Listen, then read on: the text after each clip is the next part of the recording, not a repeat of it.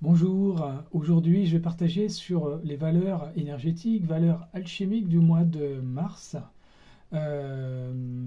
2023. Et donc pour faire une introduction, je parlerai juste un petit peu du mois de février, ce qu'il a laissé déjà comme énergie, notamment un portail très important sur celui de la victimisation. Est-ce que je suis et reste dans ce processus ou est-ce que je cherche à amener de la conscience, de la liberté dans mes structures pour me libérer de fractales dont je n'ai plus besoin. Voilà ce qui était en prémisse de cette vidéo. Et donc, pour les tendances du mois de mars, et donc celles que nous sommes en train de vivre ici et maintenant déjà, elles sont dédiées, connectées au donner-recevoir.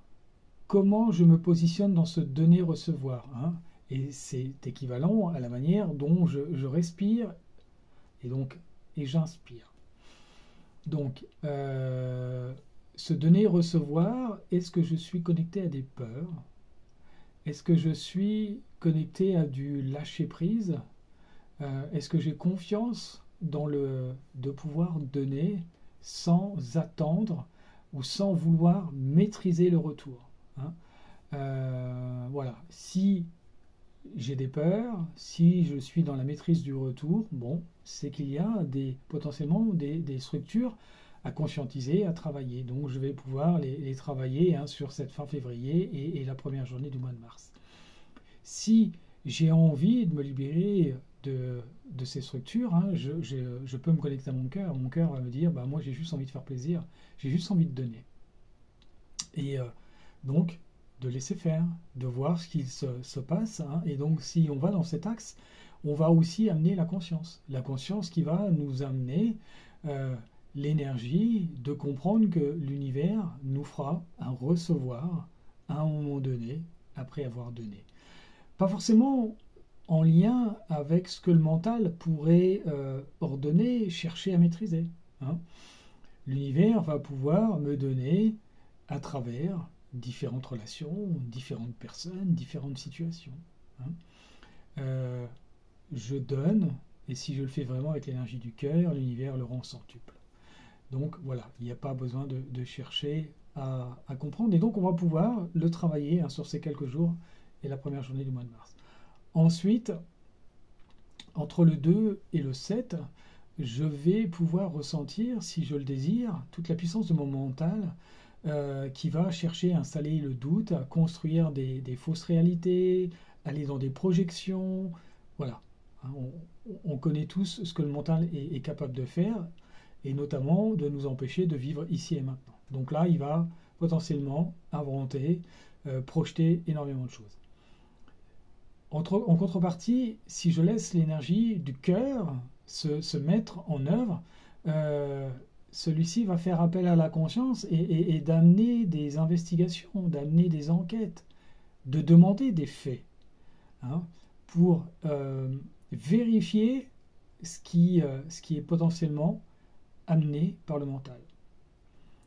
Et donc la conscience ensuite pourra nous informer et nous faire comprendre que nous avons toutes les réponses à chaque instant de la vie et d'une manière très simple et très douce. Voilà, c'est ce processus qui peut être en œuvre pendant quelques jours. Donc voir la puissance du mental, mais surtout voir la puissance du cœur et de la conscience pour nous permettre de vivre ici et maintenant et de se sentir en sécurité, j'ai envie de dire, et protégé. Voilà.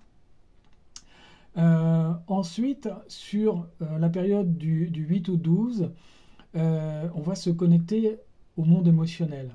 Est-ce que je suis dans l'acceptation ou est-ce que je suis dans le refus de ressentir et d'assumer mes émotions? N'oublions pas que c'est un processus qui a été engrammé dans la partie masculine, que l'on soit dans un corps masculin ou féminin, nous avons une partie masculine, et donc cette partie peut être en dissociation de ses émotions.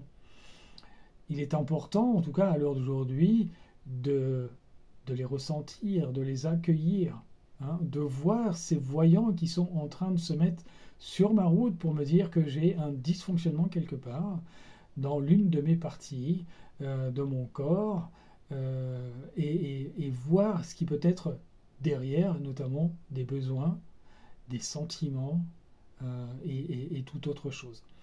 Donc, est-ce que je vais être dans le refus ou est-ce que je vais être dans l'accueil? Voilà ce que je vais pouvoir vivre pendant ces jours-là.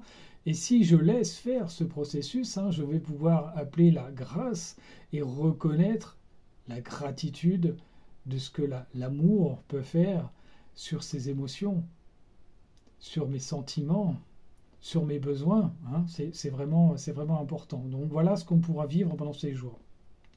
Ensuite, du 13 au 18, ben, ça va être orienté suivant le travail qui aura pu être fait les jours précédents. Et si j'ai été dans le refus d'écouter mes émotions, potentiellement, je vais monter et faire venir à moi des grosses turbulences que je vais potentiellement vivre avec le monde extérieur, hein, puisque si je refoule mon monde intérieur, à un moment donné, c'est l'extérieur qui va se mettre à parler.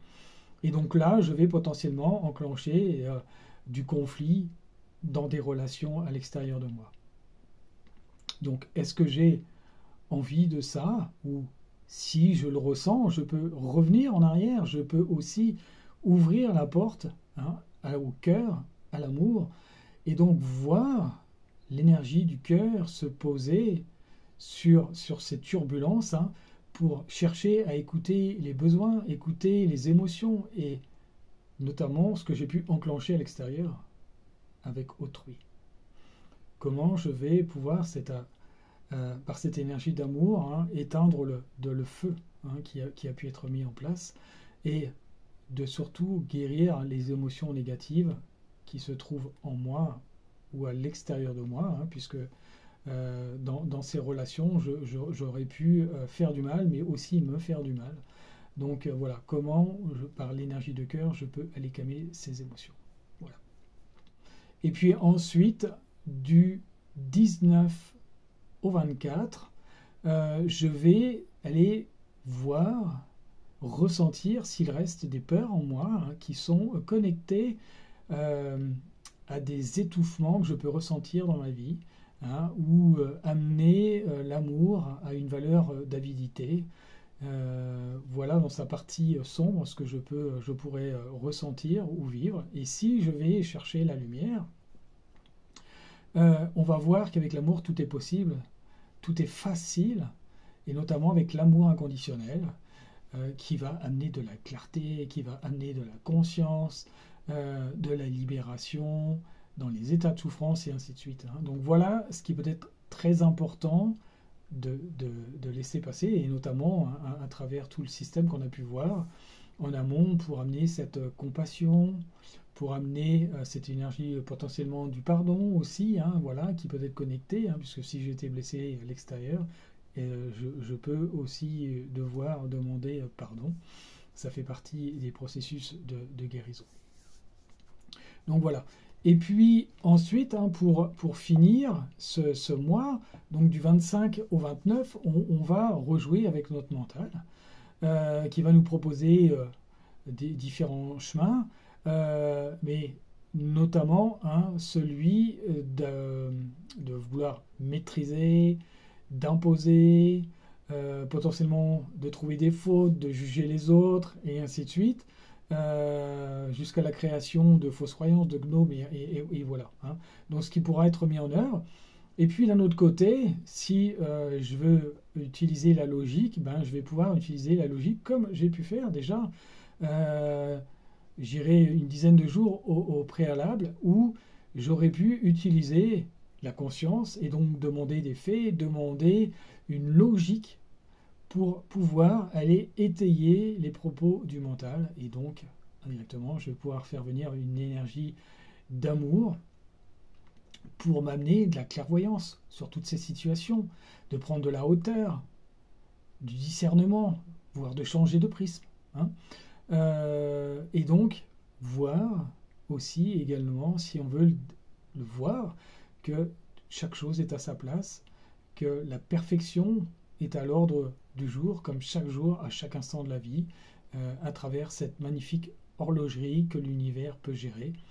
Et c'est aussi à travers cette horlogerie que nous sommes capables, moi ou d'autres personnes, de pouvoir délivrer ces informations à chaque personne.